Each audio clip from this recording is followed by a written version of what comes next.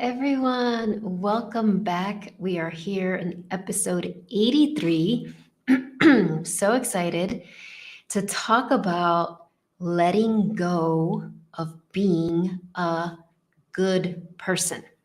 So, we're going to talk about that because it is so important to release the box that puts us in. And so, before anything else, my name is Lisa Espinosa, and you're here in the Rise Up and Share Your Soul's Medicine. It's called transmission right now, but it is going to be changed to podcasts. So, just so everybody knows, starting in May, I will be just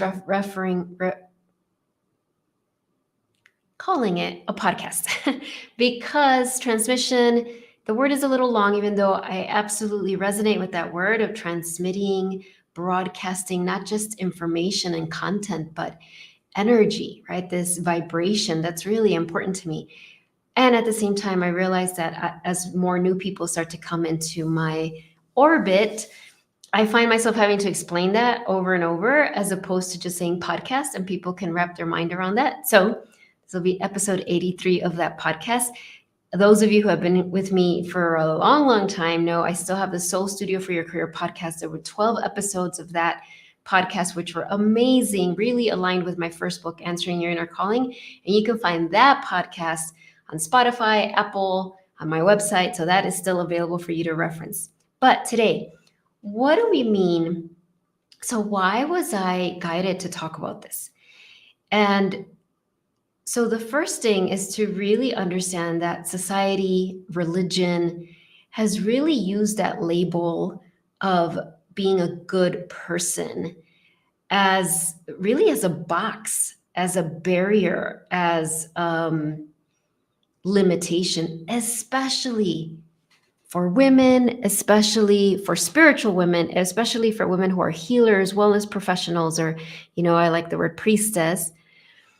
That almost like order of vow or oath of being a good person has really been used against us. So I want to break that down a little bit for all of us to notice, even if you think, oh, I'm way beyond that, I'm over that.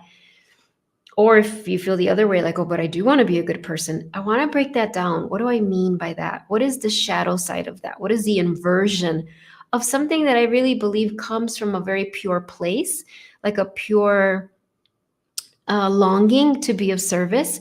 How has that been used against us? And so I do have a few notes here because I wanted to make sure to keep this very focused because there's so many places I can go with this.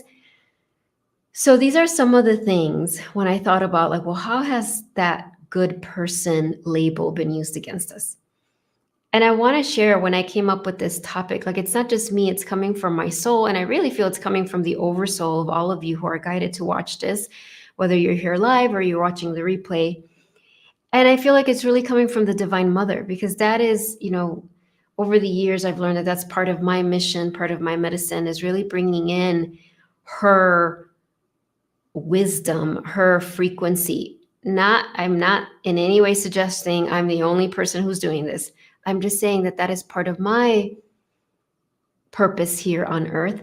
And what I was so happy about when I pulled a card right before I was meditating, and I pulled an oracle card from the Star Child Oracle, just kind of asking, like, who's with us during this podcast episode? And it's so perfect. I got Divine Cosmic Mother. Womb, you are loved, you are safe. Rest now, sleep well. Look at that. I don't know, can you see it? That beautiful image. And so this is so perfect because I think the fear of not being a good person really can keep us stuck. So some of the things that quote unquote a good person does, right? This is based on my own journey and my work with, hundreds and hundreds of clients and seeing where this keeps them stuck. One, and this is a big one, is a good person does not disappoint people. That is like really big. And you might never have consciously thought of this, but it might be in there somewhere. Like, You don't disappoint your family. You don't disappoint your clients. You don't disappoint your students. You don't disappoint your friends. You don't even disappoint strangers. Like a good person, make sure that she or he, obviously, men absolutely are kept in a box in some way by this, but I really do feel there's been a campaign, so to speak, really targeted at women, really targeted at trying to disempower those divine feminine qualities.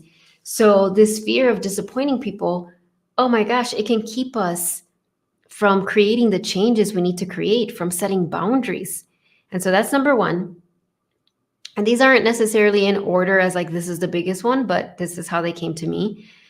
And there's overlap, right? The second one is you don't make people upset or uncomfortable. So don't make people upset or uncomfortable. And uncomfortable is like an umbrella term that can encompass so much, right? But really think about that. If you're a quote unquote good person, you don't upset people, you don't make them uncomfortable. Okay, and I'm going to talk about what is the version, the evolved version of this. But first, let's go over these. The third one is if you're a good person, is you always put other people's needs before your own. So that's another thing, right? Like everybody else's needs come before yours. Again, this is almost like the commandments of being a good person that have been used by religion, that have been used by governments. There's versions of this in so many spaces. And so we want to look at this and look at actually what does the Divine Mother call us to do? Because I am in no way suggesting, first of all, the label good person is problematic, right? Like there's good people and bad people, and we're so beyond that. And the other thing is that I'm not suggesting we all become narcissistic, selfish people that don't care about people, obviously, right? But that's where our brain goes. Well, if I'm not putting everybody's needs before mine, that must mean I'm a selfish person. No, we're going to talk about that, okay? And then a good person, it's almost like if you're a good person, you don't even know what you desire because you care so much more about what everybody else wants and helping them get their desires fulfilled. Like how many times I remember when I had my first coach or my first therapist years ago, like 20 years ago or more, and they would ask me, what do you want? What do you desire? And I was like a deer in the headlights, like, I don't know. It was so much easier for me to say what I didn't want. Well, I don't want this. I don't want that. I don't want that. And I have found that working with my clients over the last 15 years, that question, what do you want? What do you desire? Is one of the hardest questions. Now, yes, sometimes we literally are in this stage of our spiritual growth where we're in the unknown, and that's very natural, normal part of our spiritual journey. But more than anything, the reason, especially when I first start working with clients or when they schedule a consultation with me, that question can be so triggering, so confronting, so like, I don't know, not because they're slow or something's wrong with them, but because literally their brain has been used so much to focus on everybody else's needs, everybody else's wants, that it's almost like a glitch in the brain. Like, wait, what do I want? Like, and so that is also something that falls under being a good person. It's almost, there could even be this part of like, oh, I don't even know what I want. I just want everybody else to be happy. I just want my loved ones to be happy, right? So there's that. And the last thing I'll say for this with a good person is like, you are perfect. You show up perfectly, perfect, whatever that means, right? There's no messiness. There's no room for showing up sometimes even authentically, right? Because there has to be this facade of perfection, and that can look differently in many different circles. But it's like, where is that, right? Like, oh, I'm a good person. As a good person, I have to not complain, for example, right? I have to just be really stoic and just make the good out of every situation and not complain, right? And so that's just an example. So those are some of the things, right? That when this box of being a good person keeps us in. And so I want to really break this down and then kind of give you specific examples how this can show up. And I want to read what Kate has shared here. Yes, caregiver, nurse, etc. Yes. And I want to make sure to say, I mean, I was a teacher, I am a coach now. I'm still very much in a helper role, right? And in fact, most of my clients are there. Most of my clients are wellness professionals. So I am by no means dismissing the power, the sacredness of that work. What I am saying, and this is what, as many of you know, I work very closely with Mother Mary, is like, she was like, we need to like really dissect this so that longing to serve doesn't turn us in, doesn't actually keep us in a box and prevent us from actually sharing our medicine in the way we're meant to share it. So Katie says, I take care of dogs first thing in the morning before myself. Yes. So Kate, so like that's something good to notice, right? Now, in that situation, it could be mutually fulfilling that maybe as you walk them, you're also getting taken care of. But that would be really interesting. And in fact, when we get to the meditation, there's going to be a question we're going to ask our soul about that. Where is the box of being a good person keeping me stuck? And maybe you'll get something about that, Katie. So these are some of the places, some of the examples where I see this coming in. This fear of disappointing people.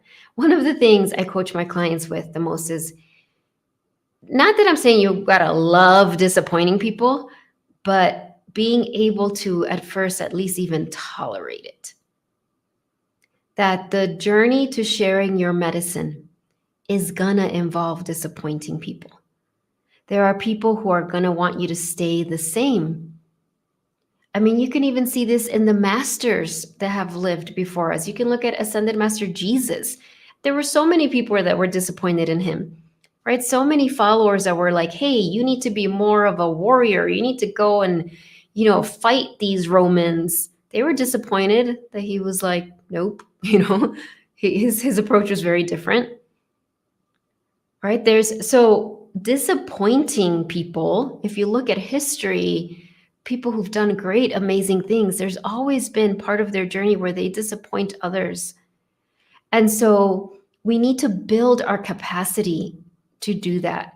Even just in this moment, noticing that like, oh, wow, part of the journey of me sharing my medicine is going to involve disappointing people. And that doesn't mean I'm a bad person or I'm selfish or I'm doing it wrong or I'm on the wrong path.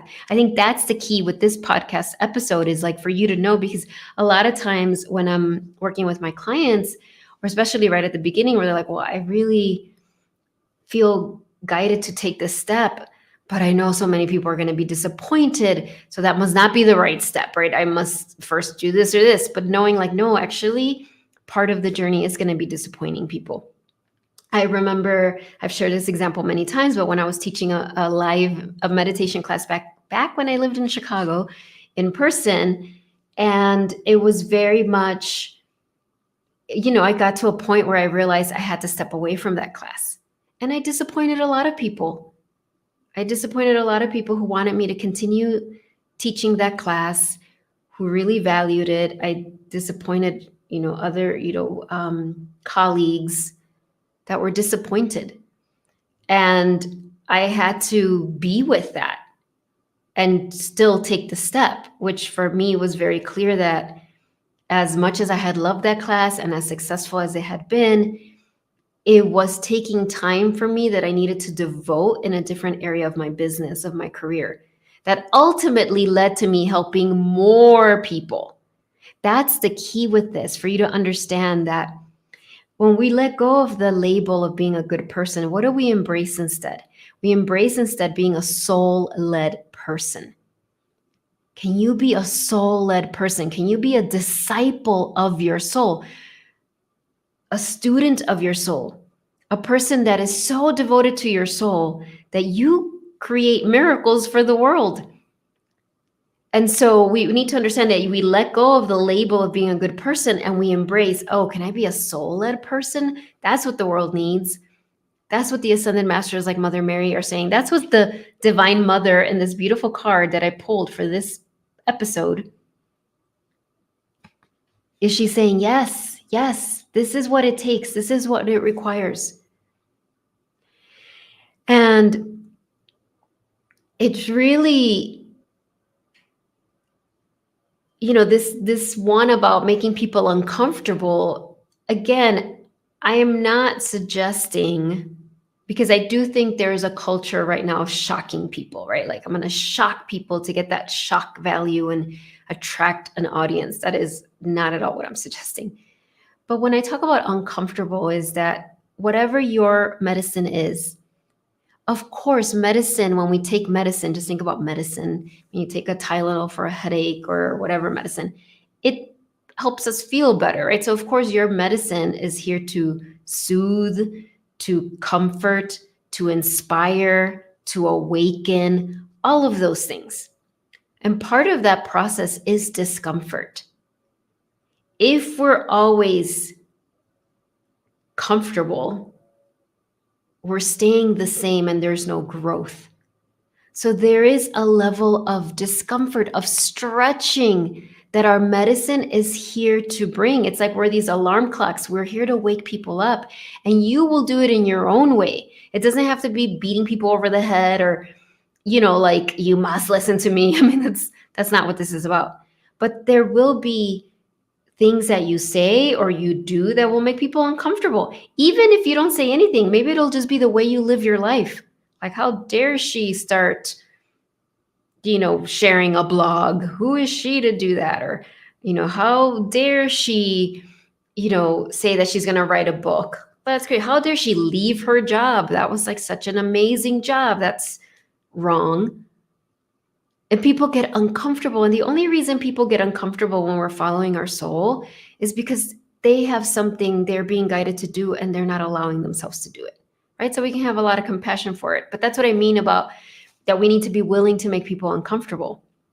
I mean, my approach isn't like a very like aggressive approach, hit you over the head and, get you triggered all over the place. That's just not my approach. That's not my medicine.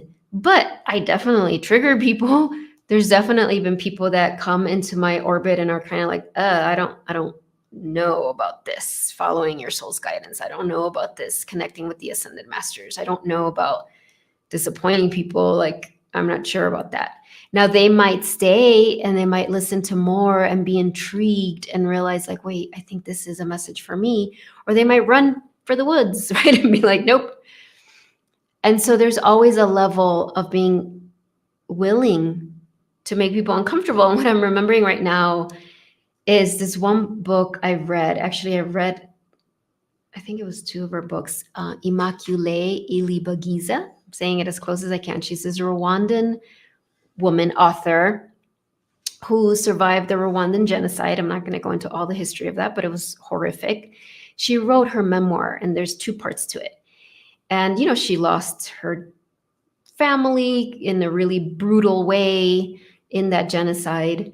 And so I've always loved reading the stories of people who've gone through just awful things and can still come out the other side, not just having survived it, but more loving, more compassionate, more forgiving. I mean, like, how do you forgive that, right? Somebody who brutally killed your mother, your father, your brothers. But there's one part in the second book, which I think is called Live to Tell, where she's being guided to do something. Her soul is guiding her to do something compared to surviving the Rwandan genocide, might feel like nothing. But she was basically in this meeting with very important people. And she was just a lowly secretary, let's say, something like that. But she was really guided to present an idea. And she was so scared because she was like, they're just going to laugh at me. Nobody's going to take me seriously. These are these really important people from all over the country, the world. But I remember that this is the point of this story. There was a point where she was praying and she was like, she said something like, because she was getting this so strongly, she's like, they're going to laugh at me, these people. But then she said, like, I'm willing to be a fool for you, God. I'm willing for people to laugh at me. For you, now she used the word God, it could be divine, soul, spirit. And that touched me so much. Like, wow, am I willing to totally look like a fool and totally be laughed at and people think that I'm so naive? Or and I was like, I am willing. I'm not saying I will like it. I'm not saying it won't hurt my feelings, because all of those things do happen. But I was like, I'm willing to do that. And so there is this willingness to experience those things. And when we're so busy in this like label of being a good person, it's almost like we don't want to make any waves. So we're dismantling that label, right? And this other one of putting other people's needs before our own, this is a very tricky one, right? Because it's like, but wait, isn't that what a good person does? And this is the thing. When your prayer is to be a soul-led person, which is my prayer, which is the whole purpose of this podcast, all my classes, my work with my clients, then we understand that whatever we do is not selfish, even if other people judge it as selfish. I wrote about this in my first book, Answering Your Inner Calling, where I share the story of one of my daughters being really ill, and how, as a mother, of course, my first instinct was like, okay, I need to drop everything and just focus on her. This is a priority, because it was a very intense situation. And of course, we sought experts. I did all the things, but I also was very, very clear that I was guided to still meditate, to still go see my therapist, to still, on occasion, do things for myself that did not involve my daughter. And that was incredibly hard at the time, because everything inside of me screamed, I must be with her like 100% of the time. I need to just totally forget about myself. And right now, this is the focus. But I knew in that moment, because I was already a coach. I mean, at that point, I'd only been doing it for a few years, but enough to know that if what I was teaching was true, which is that when you follow your soul's guidance, everybody benefits. Your soul will never guide you to do something selfish. That I had to do it for this situation too. If not, I was a hypocrite. If not, I had to stop doing my work because it wasn't true. If I was saying, well, you do it, but in this situation, I can't do it. This is too intense. This is the exception. There can be no exception to the rule. If we're saying that when you follow your soul's guidance, everybody is blessed, then it's true for every situation. And so this is in any situation where you're feeling, now your soul can absolutely guide you to put somebody else's desires before your own at times. Of course, that very well might happen. We've all experienced that, and that doesn't mean that that was wrong or bad. But there are also many, many, many, many times where people you love or people that are close to you have a desire, have some needs, even like a dog, like Kate was saying. And your soul's like, that can wait. You need to take care of yourself first in this moment. That's going to allow you to show up and be more present for the people that need you. Or it's going to allow for me to fill you with my wisdom. And so that's what I mean by that. And the last one about showing up perfect. Oh my gosh. This divine journey is about perfecting as you go. Again, this kind of goes with what Immaculée Ilibagiza, the author I was talking about, said, are we willing to show up imperfect? And I'm not talking about, obviously we try our best. We want to be professional. I'm a spiritual career coach, so I talk a lot about career. So I'm not saying, show up like disheveled and like,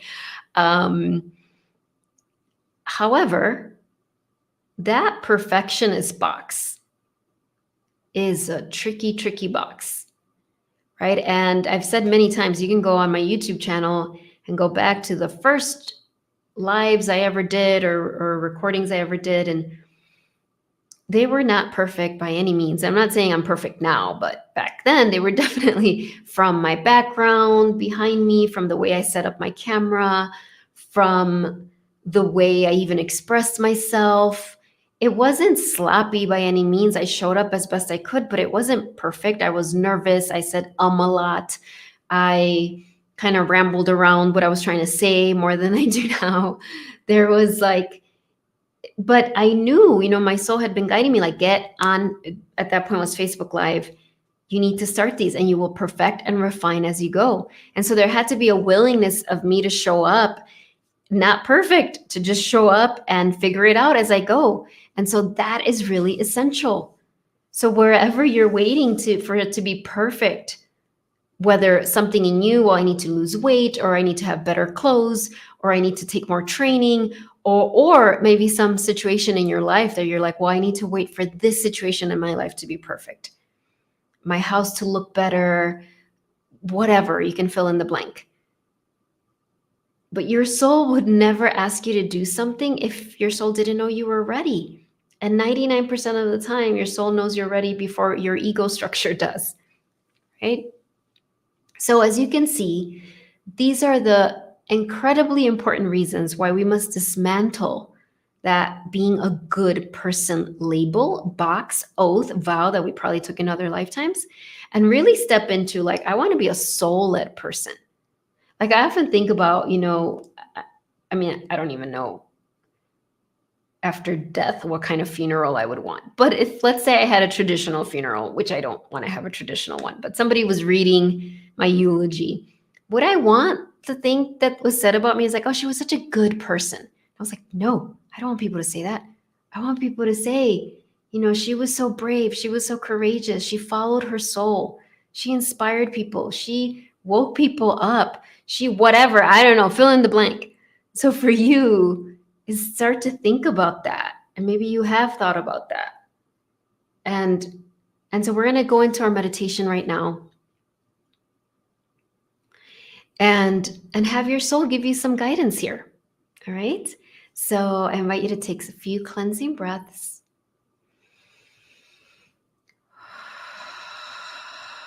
Call back all of your energy to you. Turn on your heart magnet. Call back all of your energy. Call it back. Call it back. And you could even do this hand movement. Speaking of my meditation class, when I would teach it, I would have people do this movement. It looks kind of distorted with the camera. My arms look so long. But anyway, like, call back your energy back to you. Bring it back, back, back, back, back. And then have your roots go deep, deep, deep into the earth, releasing anything that's unnecessary. Let your soul be in charge of that. You don't need to manage it, control it, anything. And so as that happens, now come into your heart, and you can bring your hands to your heart if that helps, or just your awareness there. Close your eyes. Visualize a beautiful lavender, pink, white light in your heart.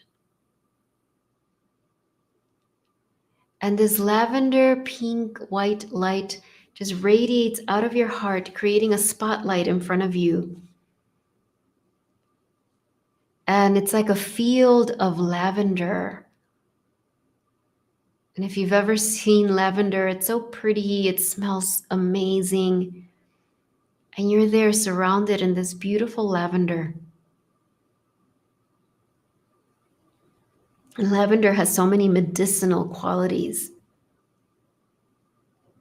And so lavender, the spirit of lavender, is actually stimulating your own medicine right now. You're receiving this beautiful lavender blessing for your soul's medicine.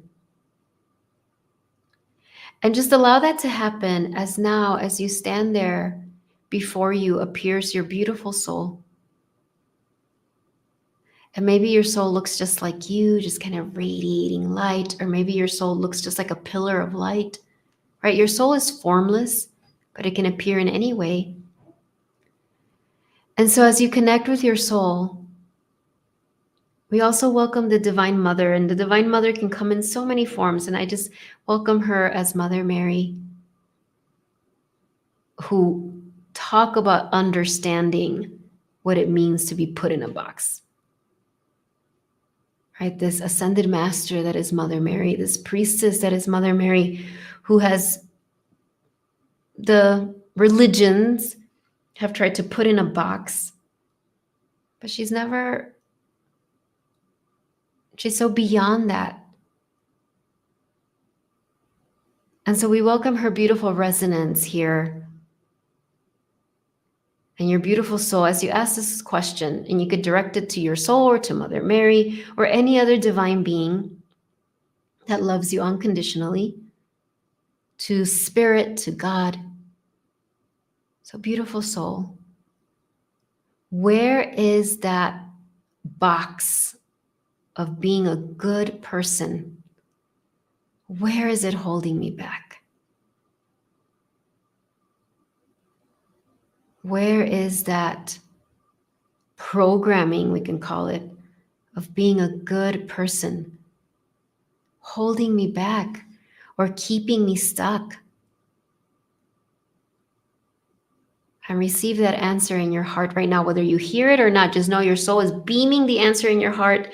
No pressure if you don't hear it yet. It will be revealed at the right time. Again, where is that label, that program, that box, that command of you must be a good person? Where is that holding me back right now?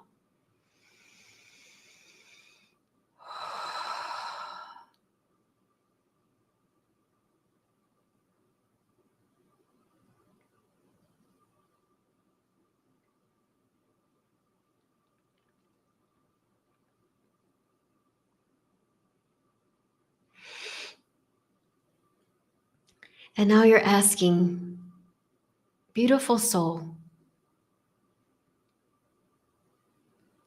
what kind of person are you actually guiding me to be in this point of my journey? If we replace the word good, what does your soul want you to replace that word with?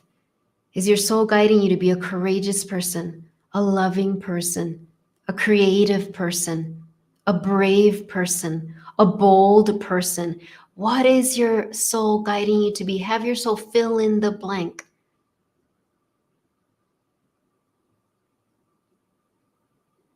And it's okay if there's more than one.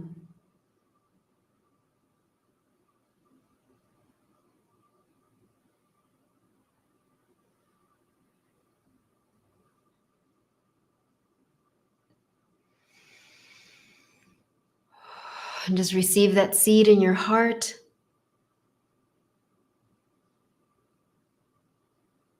Feel the lavender giving you a final blessing as your soul and Mother Mary or any other ascended master that showed up for you sends you their final blessing. We bring the palms of our hands together and we bow to each other and our own heart. And we end this inner journey with a namaste. Namaste, everyone. Thank you so much. And remember, you can continue. In fact, I really invite you to continue this conversation. I'm curious if you want to write in the chat or in the comments, if you're watching the replay, what came to you? Like for me, the words, it was like, instead of good person, it was like authentic. Transparent was one, which was really interesting. It's like authentic, inspiring was also another. So I'm really curious to keep having that conversation with my soul. And also that question of where is that being a good person label holding me back? I got some kind of like lightning like information. I'm gonna have to tune in to journal on it a little more. So thank you so, so much. I'm just gonna pull a surrender card for everyone, whether you're here in the replay, in live or in the replay. Let's just do a final message and then we will be done.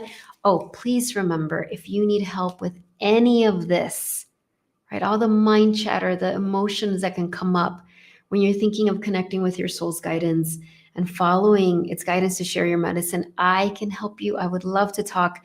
I offer a free breakthrough consultation. I think there might be some April slots left. I've opened May. Do not hesitate. I would love to talk to you. I'll put the link in the description. You can also go to my website, lisaespinosa.net, under free session, I think is what it is. And you can schedule it there. All right. And next month of May, this month I sent a recap of all the free masterclasses I've done in 2024 so far. It is like an abundance of content and meditations and activations. And I said on the email, do not get overwhelmed. You don't have to listen to any of them. But if you're guided to listen to any of them, you don't even have to do it in order. You don't have to listen to the whole thing. Let your soul guide you. And if you're like, what is she talking about? If you're not signed up to my newsletter, sign up and you will receive it. It has the January Extraordinary Goal Masterclass. It has the emotional career sovereignty. It has the 5-day training. It's got so much amazing content. And even though I was going to do another masterclass in April, I was really guided to pause and actually do a recap, share all of that with you, which I hadn't shared the replays before. I shared them for a limited time. Now you have them forever and ever. And then in May, I'm going to do the May masterclass, which is all about getting unstuck and in the flow of your career success. That is a free masterclass. You can already sign up. And the Mother Mary class is all about healing the self-hate virus. And I was really like, Mother Mary, do you really want me to use self-hate virus? Can it be more like the self-love medicine? But she was like, no, we got to, I mean, she doesn't talk like that, but it was like really like, no, we need to think about this as a virus, this virus that not only, maybe self-hate feels too strong for you, but I bet if you look inside, there's places that still have that self-hatred, but it could be impatience with yourself, berating yourself, judging yourself, shaming yourself. We need to heal that up. All right, so here we go. What is the final message from your soul? Surrender your addictions. Whether you're addicted to substances, food, people, sex, overworking. And I would say, based on our podcast today, being a good person, that can be an addiction. We all have addiction, so please do not feel ashamed with this. We all have some sort of addiction. For some people, yes, it's drugs, all of those things, but it also can be addiction to like overdoing, right? Addiction to, I have to be a good person so people like me. Addiction to codependency, and there's no judgment. We all suffer from one of those. So it's saying, take action to begin to heal the addiction and replace it with a healthier alternative. And look at how this woman has a mask. So to me, this really speaks of any addiction we have to not being authentic, to people pleasing, to codependency. And again, do not shame yourself for this. We all have some flavor of that. It's just recognizing, I want to heal this. Think of the label, the word that your soul gave you. Maybe your soul is saying like, you are here to be this like full, authentic expression of who you really are. You take off the mask. And as you do that, people are inspired by you to do the same. All right. Thank you so, so much, everyone. I will see you next week. Oh, next week is the podcast episode 84 is going to be about turning on your SI. What's SI, you say? I know you've been hearing AI, artificial intelligence.